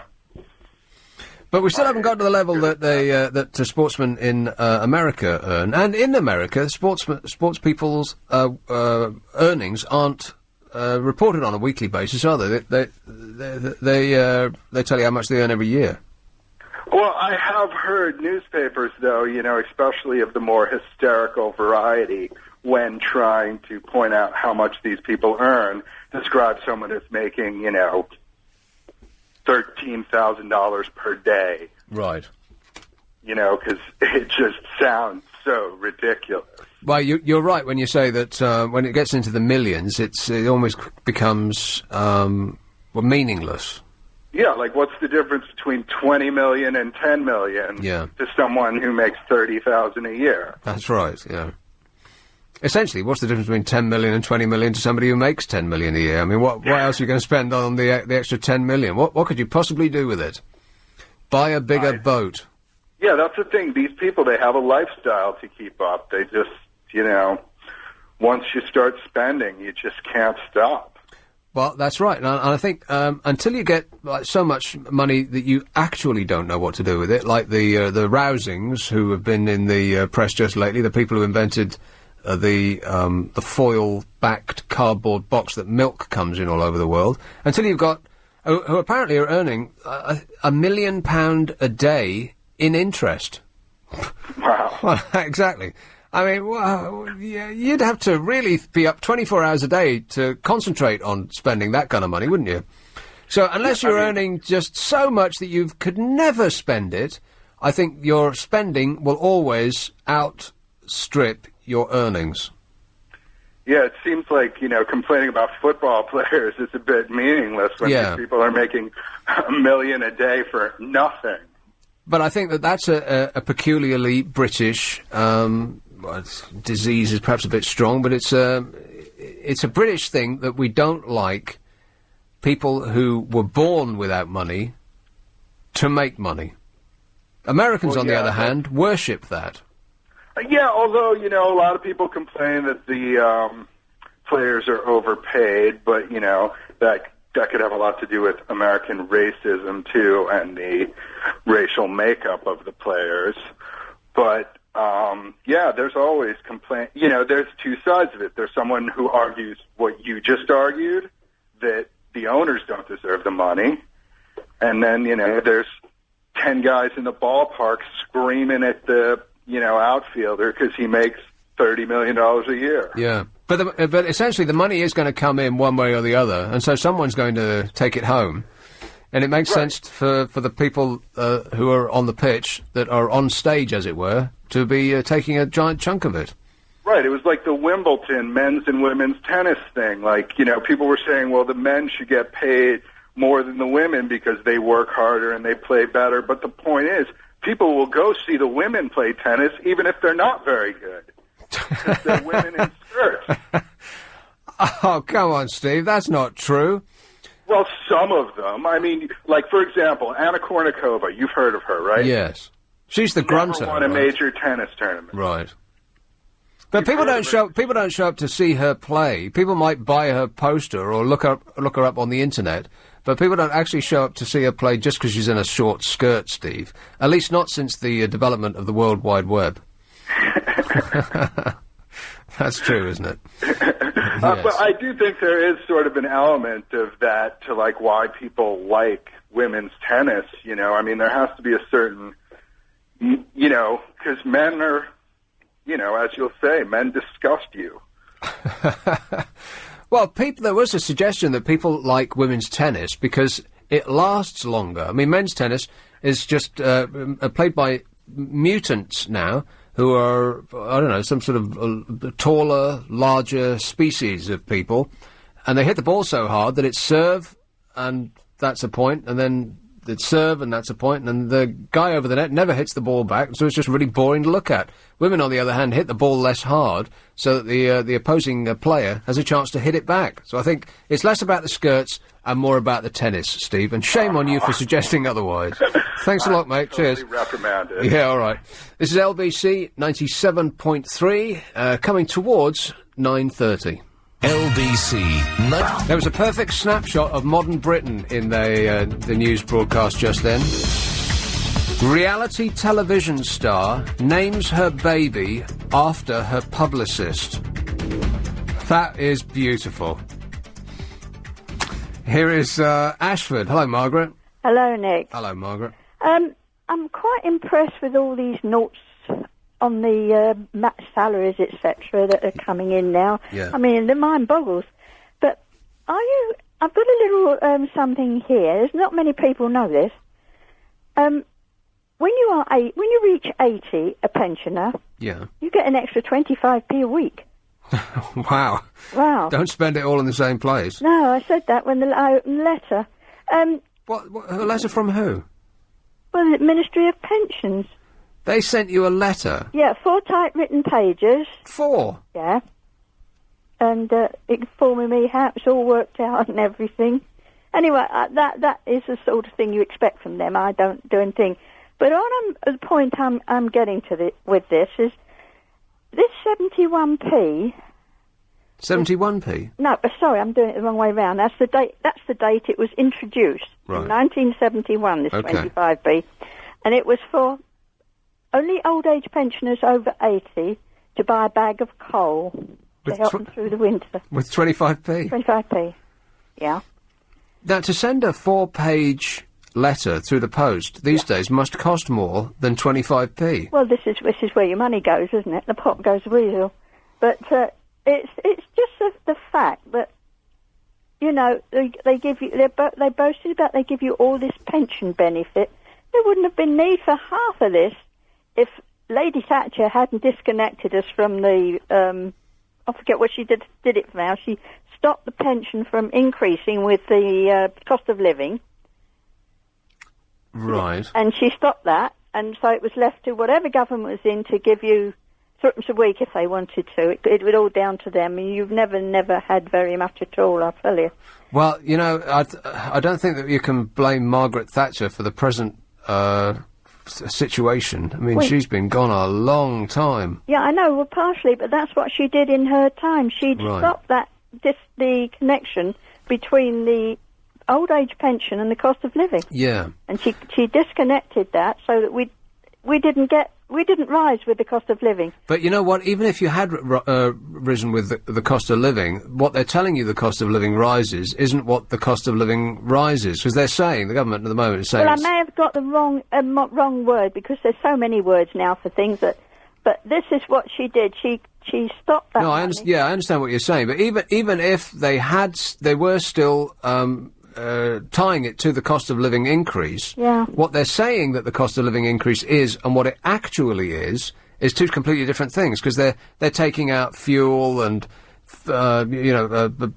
basic foodstuffs and all of the things that have gone up massively in price, and concentrating on things that have come in cheap from China, like DVDs and all that sort of stuff, which have actually gone down, mitigating the increase in price. So even if it was still there, you still wouldn't be getting any money, Margaret. But I can't believe they printed 4 pages out. I've got four foolscap pages out. And, what does it say? I mean, you don't have to read the whole lot, but Well, it was all telling you that you were going to get 25p extra. To make sure you understand it, they Q&A, question and answer, all the way down as though you're about 2 years old. You know? And they'd ask you, well, it just tells you all how it's all made up. And it's not 25p a week, it's just 25 pence. 25 pence a week. Oh, a week, okay. On that extra. I mean, Right. no, all of us doesn't get that. Only if you're 80 years, when you reach your 80th year. Right. So that is that. But I'm going to have a little competition amongst our readers and ask them if anybody can tell me what I can buy for 25p. 25p. Yeah. A penny chew, Margaret. Yes. They're 25p wonderful. now. Yeah. Save up for it for 4 weeks. Yeah, that's right. Okay, well, best of luck with that. Okay. Enjoy your bag of coal. Oh, I shan't get it. They probably don't do the coal now because it's all clean air, isn't it? Yeah, it's illegal, Margaret. You'll haul you off to jail. So it's a wonder they haven't taken that away, isn't it? I suppose so. Thanks a lot. Bye. Cheers, Tara. I'm stunned.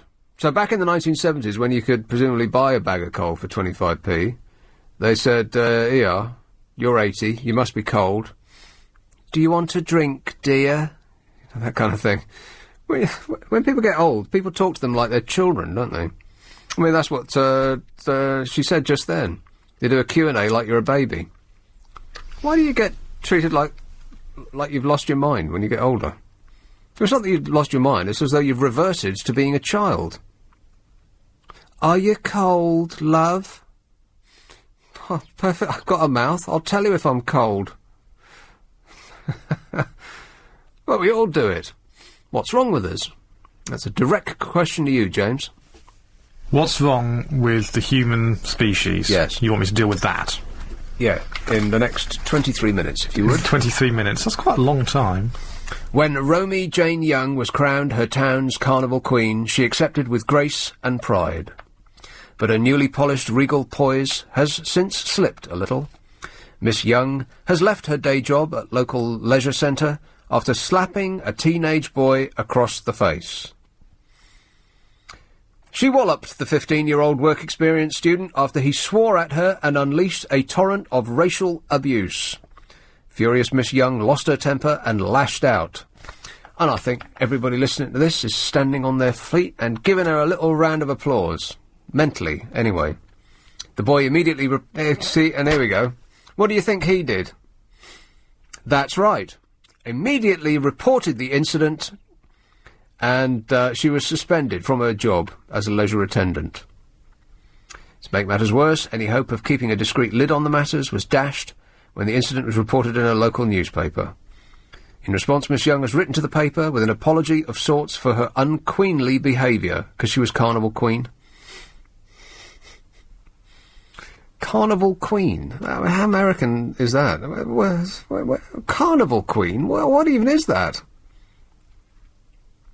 I am not a violent person, she says, but we are all human beings, and I admit that in the end I snapped and slapped a boy doing work experience at the Hindburn Leisure Centre.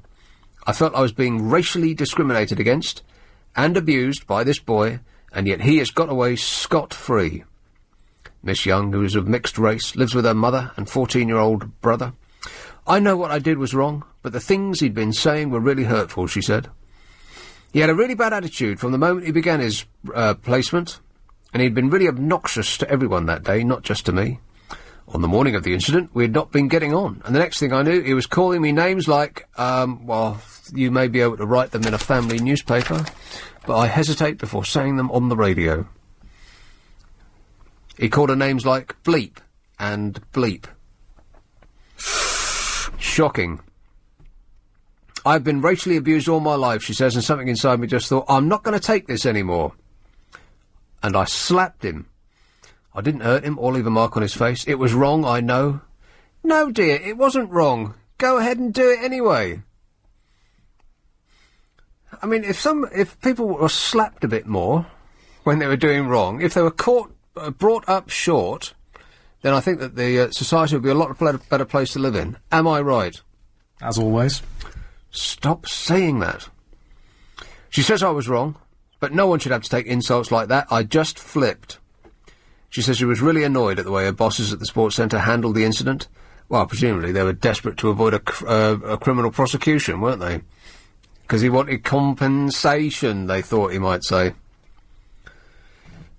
When they sent me home that day, they made out that what had happened wasn't that big a deal, but then they suspended me and left me dangling for 7 weeks. Miss Young beat 25 contestants to become...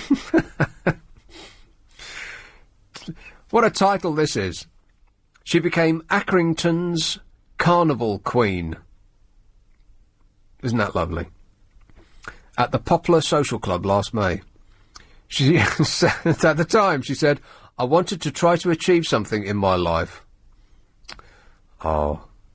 The boy and his family were not available for comment. I bet they weren't. A family friend said it was wrong to slap a child. The boy involved is a kind, polite and well-mannered boy compared with some boys around our neighbouring areas. That doesn't say much for Accrington then, does it? You know, and that the law would be on the kids' side is just about blooming typical, isn't it? Here's another one. A pensioner who refuses to pay her council tax to highlight the state of her crime-torn street was jailed for a second time yesterday.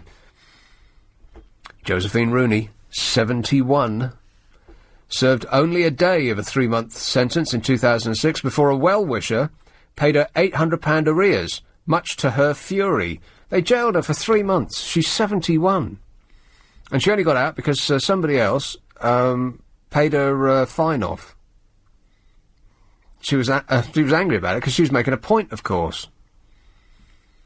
Yesterday she was sentenced to 28 days prison at Derby Magistrates Court for 2 more offences of non-payment. The court heard that she owed the City Council £1,476. This is just after recently councils up and down the land have said that they've just written off, wasn't it, £300 million, something like that, in unpaid council tax. She says they can't be bothered to go out and get it anymore because presumably they'd be discriminating against the people who haven't paid, abusing their human rights to... get away with not paying or some rubbish like that. I'm sure it's... they just can't be bothered. Some poor old dear, 71 years old, she's so far been sentenced to 4 months in prison. People have already offered to pay, but I've told them that this would not be helpful. I will serve my sentence and do it again and again, she said. She vowed to withhold her taxes until Hartington Street in Derby, which is where she lives, is cleared of drugs, overcrowding and prostitution. See, this has been going on for a little while now. I remember this story when it first came round. Her street's a blooming disgrace, and she thought, well, why am I paying my council tax? They're not doing anything for me. They're not collecting up the rubbish, they're not collecting up the syringes that are lying all over the place. There's hot and cold running hookers as far as the eye can see. And that's why you pay your council tax, right? For them to actually do something about it. And so she's thinking, well, why am I paying this money? Quite right, too. And so she didn't. And so they put her in prison. Her they put in prison. I say free the Derby one. Let's man the barricades. Everybody grab a pitchfork and a torch. We're marching to Derby. Come on, let's do it. It's 9:45. LBC Travel with Will Gowing. Thanks very much, Nick. Still problems in Richmond tonight, Oh, I haven't got it faded up. Come on, we're running late. Come on, we're running late! I said that. By the way, just in passing, let me mention, keep in mind, woman 71, who is complaining about the willful inefficiency of her local council and has refused to pay tax. She's in prison, right? Keep that in mind. Jason Dyprose, 21, who claims to have learnt to drive on a beach and has been repeatedly prosecuted for going behind the wheel without a licence, was reversing up a one-way street the wrong way, ran over a 4-year-old child. Instead of stopping to help, he then drove forwards, running over the child again. Disappeared from the scene and went to persuade someone else to say that they'd been driving so that he could get off. This guy, not in prison. Not even fined. He's not in prison. 71-year-old lady in prison. It's the full majesty of the English law in action. What can you say? Catford, hello, Trixie. Well, it's appalling, isn't it? It's... That's an understatement, Nick. Yeah. My blood has been boiling, and trust me, there's not really enough blood in my body at this precise moment to boil. That's going to boil off. I mean, honestly, if you don't even have to be a parent. No. This guy should be... Oh, where do you even stop? I'll stop. I can actually name it. Not about what I was going to say, but there is a person that I know who drives without a license, who has been disqualified from driving, even though he hasn't got a license. Umpteen times he's been disqualified from driving. Right. Now he hasn't got a license. Yeah. He's been stopped, and for drunk driving he's been put away for a few months here and a few months there. He's now going to be put down for more drinking and driving without a license, but guess what? After he'd been sentenced, he went out in the car and he was caught again driving without a license. You know, and finally he might be looking at 2 years. Yeah. I don't hope he's not listening now, because but that is it's awful, and I've actually said to the person, what happens if you kill someone? He said, that won't happen. Well, I'll tell you what will happen if you kill someone. Nothing won't get at anything. all. No. Nothing at all. Slap on wrist, This Nick. guy, he knocked over a 4-year-old kid, ran over him again, left the scene, left him to die. Oh. He was, the chairman of the bench told Casey's parents that the toughest sentence he could impose was 300 hours community service. Oh, how marvellous. He was ordered to pay £120 costs, but not fined. Oh, that's because he upset the little child. He killed human rights. This is a guy who's been repeatedly prosecuted for going behind the wheel without a licence. Yeah, occasionally you read things and you think, you know what, it might be a bit barbaric in some cases, but America has it right. Yes, 3 strikes and you're out. This guy would have been in prison for the rest of his life and not run that child over if it was 3 strikes and you're out. Now, I'm not sure, but I was told by somebody that apparently they're starting the system in this country. No chance. No chance. Well, that was what I've been told. Whether it'll be put, whether they'll carry it through, I don't know. Not a hope, Trixie. Right. You know that's true. By the way, yes, the reason I called, this people bullying, fighting back. Just citing a case from when I was a kid. Oh yeah, there was a great case about the guy in the shop who ran after a bloke with a bottle. Did you read about that? No, I didn't. Brave shopkeeper is captured on the store's CCTV as he sees off a knife-waving robber with a bottle of wine. Sikh Jasvinder Baines refused to be intimidated when the thug brandished a 7-inch blade in front of his face and snarled, "Give me the money!" Blimey. Instead, he grabbed the £4... I love the detail on this. A £4.99 bottle of Blossom Hill by the neck. It's a wine, right? I know, I've had it before many years ago. He then waved it menacingly at the shocked hoodie and chased him out of the shop with it. Well done! He said, when he put his hand on the till, I just got angry. I didn't have much time to think. I just wanted to protect myself and my money and to get him out. But the headline is the best. Keep in mind that he's a... $4.99. He's a Sikh. Yeah. And the headline is The Turbinator. Oh, lovely! Oh, excellent! That's the Daily Mirror, that one. I bet they were clapping themselves on the back when they came up with that. I'll bet they were. That's actually quite good, isn't it? For the Mirror, it's excellent. It's the sort of thing that you'd normally see in the Sun. They come up with that stuff like that. Or the sort of thing that your audience might possibly generate. Of course. Exactly. You should do that one day and ask for, a better headline, for example. I'm sure people could come up with better headlines.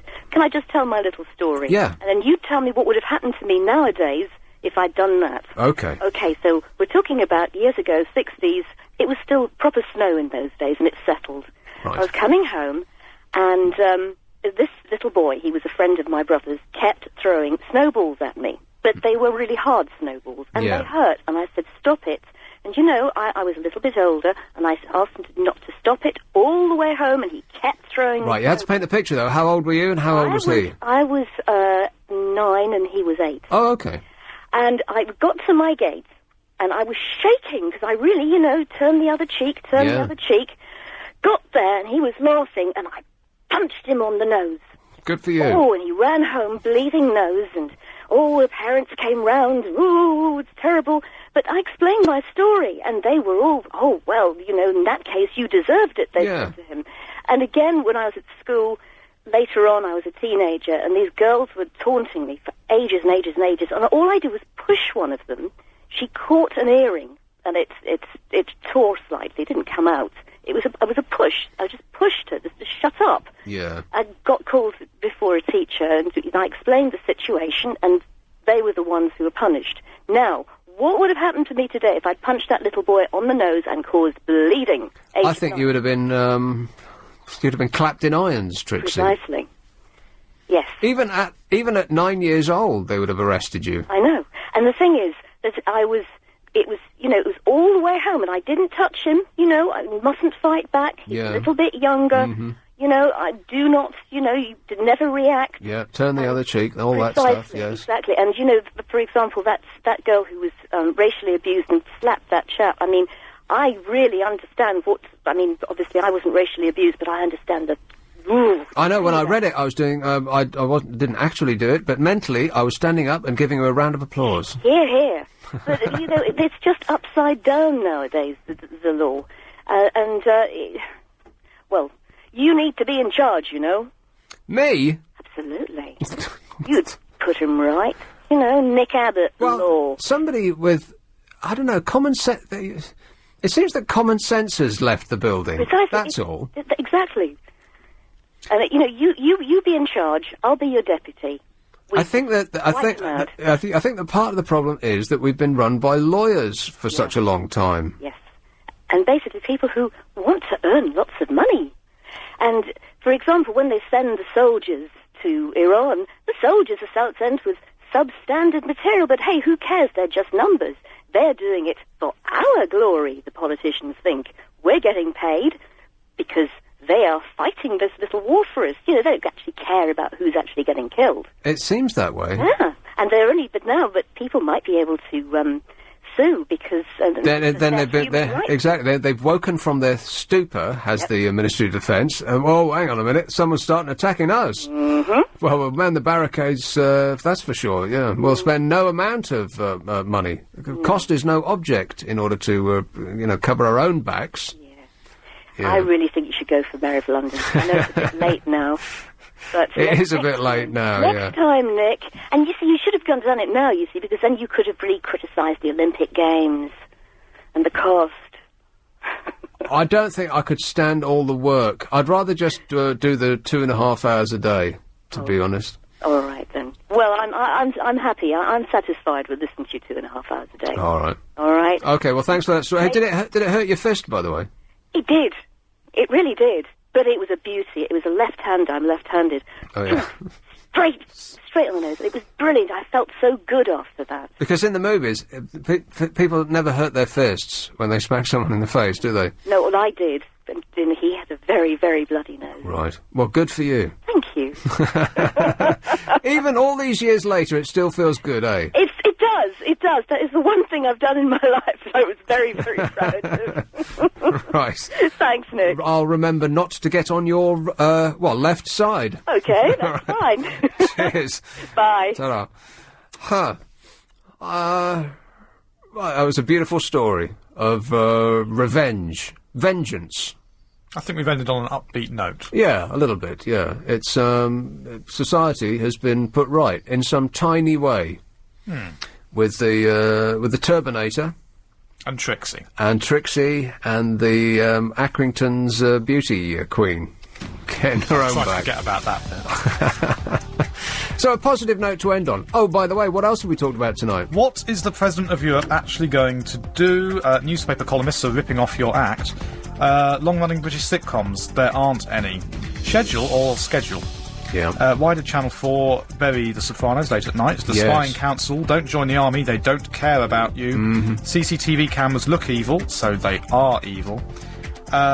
Police are keen to arrest a man for relieving himself. Organised crime, targets don't work. Police arrest people for having intent to throw eggs. Yeah. Post offices, again. Oh. Yeah. If we're such animal lovers, then why do we put cats in microwaves? Oh. You said it. Emaciated horses. Football, it's just showbiz. The Yes. Ukraine, the British class divide and resentment of success. Reality TV. Oh, no, out of time again. Jim's next on LBC.